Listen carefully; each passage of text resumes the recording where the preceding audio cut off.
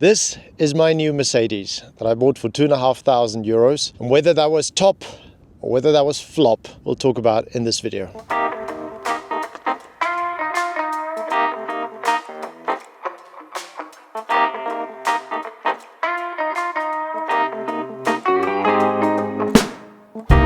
I took my black W204 to a friend. He had bought his wife a new C-Class, kept the old one in the garage, and then forgot about it. This car's been standing for about 1.5 years, and so he said, don't you want to buy it for €2,500? 2.5 grand for this car? Seriously? No brainer. At least that's what I thought. Let's talk about this for a second. Which model is this actually? This is the C200 CDI, 4-cylinder turbocharged diesel engine. If you look at the specs, these engines, if you look after them well, they can last for a very, very long time. But there are a couple of other things that weren't that great. It needed to get roadworthy again, which wouldn't be so much of a problem if it weren't in Germany, because I needed to get the car from where it was standing, not being roadworthy, to a garage somewhere. I'll cut to the chase. It fails the roadworthy test. There are a couple of issues. That was a bad moment. I'll show you where the issue was. Now in a few minutes, we'll talk a bit more about the W204, and I'm also going to make a video where I take the car for a drive, and we'll talk a bit more about the W204 series, how good it was, how bad it was, where in the world Mercedes found themselves when they made it. But right now I want to talk about the Achilles heel of the 204, and that's it's right here underneath, and that's the rear suspension. The rear suspension was the most fragile when it came to rust. It almost had no rust protection whatsoever. This car, rust-wise, if 0 was terrible and 10 was great, it's probably at 8.7. It's in very, very good condition, rust-wise. But when I took the car to roadworthy, they told me your rear suspension is completely rusted through. That's the bad part. The good part is, for €2,700, they just gave me a brand new rear suspension, and they fitted it, and they did the rear alignment, and I paid nothing for that. If you are in the market for buying a very high quality Mercedes for good money, you can pick these up for a couple of grand and it's still a proper car. Have it checked out. You can have that fixed from your local Mercedes dealer completely free of charge. Not charged. Now, there was no real reason for me to buy this car other than the fact that it was really cheap. But if you are honest, where you're going to find a Mercedes-Benz from 2007 December, so that's nearly a 2008 model, that is in this condition, and I know the people who drove it, they looked after it.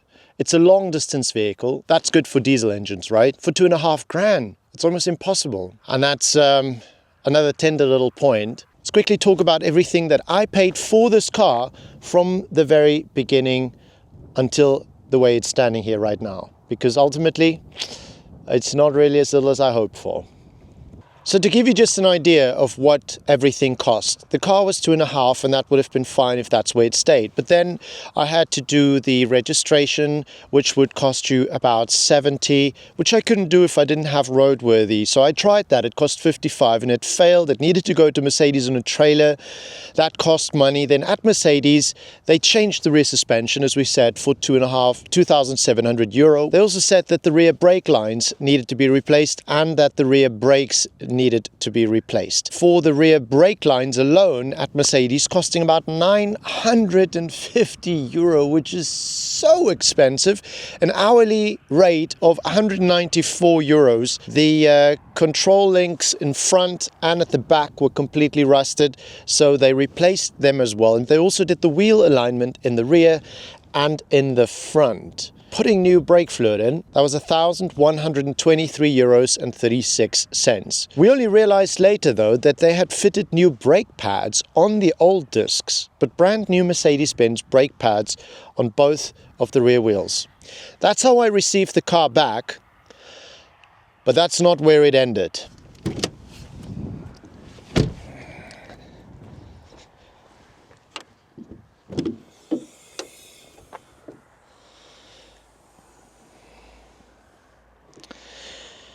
You see, this car hadn't had a service for many months and many kilometers, and I think the biggest thing for me worried was the fact that it'd been standing for such a long time. I read up that it's not really good for a car to stand so long without the engines and the innards turning and oil being put all over the place, especially not the turbochargers. There was a big concern. Apparently all of that was kind of okay. Here's a very scary bit. We changed the oil and did the whole service, and also including all the filters, all of that, to find that the diesel filter had been fitted the last time in 2008. So where are we with the costs? €2,500 to purchase the car, €1,100 to Mercedes for the work that they did, and about another €900 for the service, transportation, registration, and the roadworthy. That means a total of €4,600 for my W204, which I still think is a reasonable price for the amount of car that I got.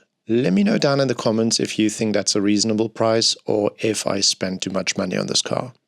I now know that this star is mechanically sound. Let's pop into the inside and talk a little bit about the interior.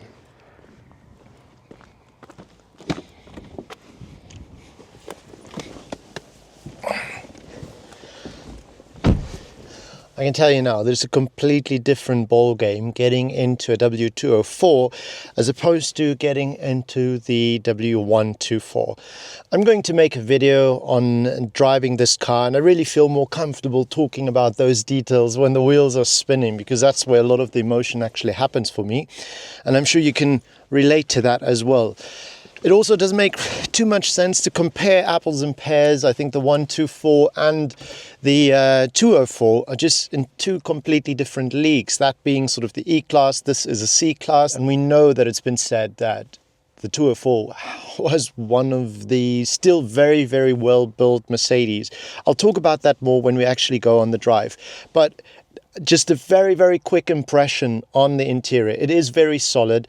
It's still minimalistic for a car that was built post 2000, and especially in the area of this instrument cluster, you really only have the true basics, and I love the fact that they've kept that quite simple. This is a very simple trim. It's not got too many luxuries. However, it does have electric seats. They aren't too comfortable in my opinion. I've really popped in between the 124 and the 204, and the 104, the 124 is just so incredibly comfortable. It's just so solid, and even though this has a stiffer gear change, and you can feel that there's a different kind of build quality, there is a bit of a charm in the 124, and I suppose it's, you know, a bit futile trying to find that same charm here. However, I don't want to shoot this down as not being good quality. Things were thought through quite nicely, especially in the center console.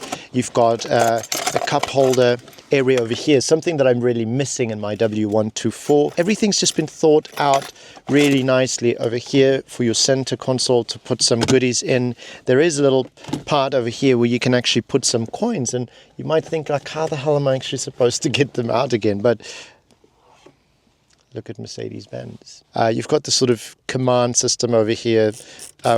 You guys can tell me, I think this wheel is supposed to actually select things left and right when you turn it. It doesn't do that with this one, so I think that might be broken, but it doesn't matter. I think it'll make sense to just pop into the back, show you what the space is like. This is my driving position. I'm 183. I feel like I'm sitting quite high up. I can't get the seat to go down anymore. This would be maximum to the front, but check this out. This is maximum to the back, and there is a lot of headroom still available.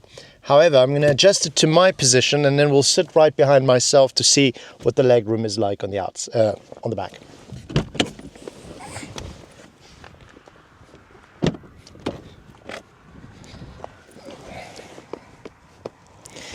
So first things first, the doors only open up to here. And the sort of shoulder of the rear wheel is in such a way that you kind of like sit yourself in at an angle. My left thigh is actually pressing against that, and I can see on the material over here that this is not the first time it's happening. And now I've got to work my way into this. I'm sitting considerably higher than those in the front. And here we go. Now this is me, 183 tall. There is still a bit of leg room in the front. This seat I did bring all the way to the rear so you guys can see just how little space there actually is if you had a 2.2 meter giant sitting in front.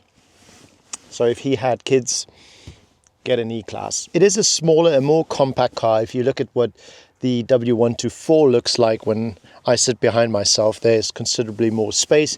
But here you've got air vents for both passengers on the side. There's enough space for the head at the top. It's a decent place to sit this, I can't lie. Mercedes have done a great job.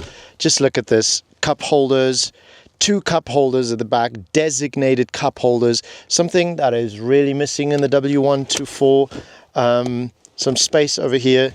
It's not the same kind of quality that I know from the W124, but I suppose this is a line I might drop quite so often in any other car if it's not a W124.